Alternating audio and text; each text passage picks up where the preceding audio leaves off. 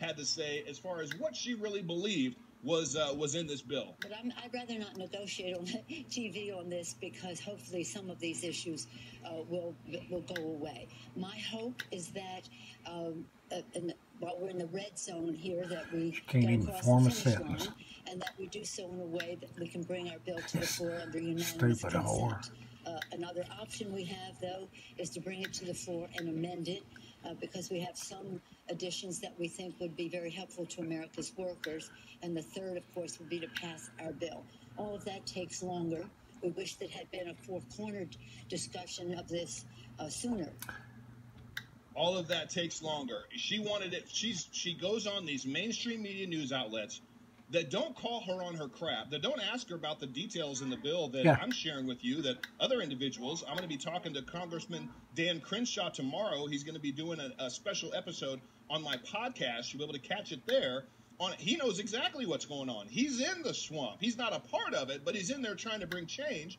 That amazing congressman knows the details inside and out of exactly what was going on with this bill. And now what's trying to go on with it, now that the Democrats are trying to add it to, trying to create their own little slush fund out of it. It came out that this was actually something that was said on a conference call by Democrat Majority Whip James Clyburn. This is what he suggested. This is what Democrats are depriving Americans of financial relief over. The Democrats, they've said it, they never let a crisis go to waste, no matter how much suffering it causes the American people.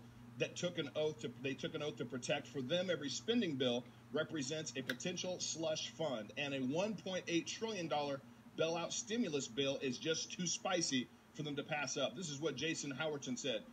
He heard the Majority Whip James Clyburn, or at least somebody. It's supposed to be a confirmed source. This is a tremendous opportunity to restructure things to fit our vision. That's what the Majority Whip James Clyburn had to say. They're gambling with our future to gain more power. Do not forget this in November. It caused quite a Twitter storm. Hopefully you saw that article and you shared it. This is not an opportunity for you to get what your vision is for what you want for the future. This is not about you. This is not about Democrats. This is not about Democrat or Republican. This is about Congress, our elected officials actually doing what they were elected to do, and that is serve the interests of the American people, especially in a time of crisis. It's absolutely disgusting to me that these Democrats would do this at the last minute when so many American families are living in limbo, totally uncertain, not working, not going to work, don't know when they're going to go back to work, hoping that, hey, if the government is going to issue us some money so we can pay our rent, pay our bills, keep the lights on, get some food in the house, that our government would come through. And it's just, it infuriates me that they would do this to us, the American people. Well, Nancy Pelosi lost it. She was being asked about what do you have to say about the president basically tweeting that the cure cannot be worse than the actual crisis that we're facing. And if you understand what he's saying, the cure of self-isolation, shutting down the economy pretty much, in order to really contain this thing, and I agree, I understand, we can't overwhelm our medical system and our hospitals and our nurses and our doctors and all the staff with an influx of individuals going to the hospital because of this thing. We've got to slow the curve. All of that makes sense.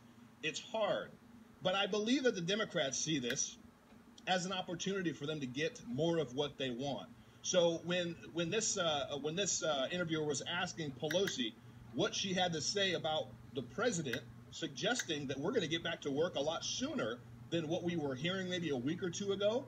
Again, I understand that they're learning every day. They're progressing. They're learning about what we can handle. They're learning about the potential for this malaria drug to actually work and suffice in kicking this virus out of people's bodies and giving them a clean bill of health.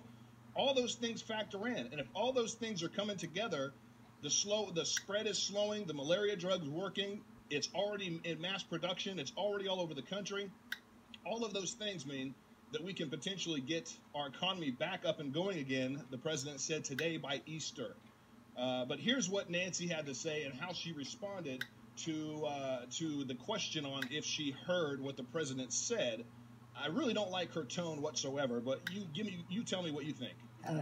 Coronavirus. It's central to that. So I don't have time to follow people's tweets, Twitters, whatever tweets. So don't expect me to comment Twitter, on them. The president of the United States is signaling that he could open it up. What is your opinion on that? My opinion is that it is not scientific based. He's notion mongering as he does almost every day. So rather than waste any time on commenting on the president, I would rather spend our time focusing on the fact that any president or anybody with responsibility should be scientifically inclined, evidence-based, data. What is going to make the difference? I think the cure is the biggest message of hope that is out there. We have the best minds in the country, 24/7, all hands. I don't want to listen to any more what she's got to say. Her response and reaction, I don't care, I don't care. She about knocked over whatever was in front of her. To me, that speaks volumes. You probably won't see that clip aired any longer on CNN. MSNBC probably won't play it. ABC probably won't play it. But the fact that the president understands, again, I'm so thankful that we have a businessman as the commander-in-chief of our great nation that understands, has empathy for what we're going through, but understands that our country, our economy, cannot handle the weight of being shut down like this indefinitely or even for months.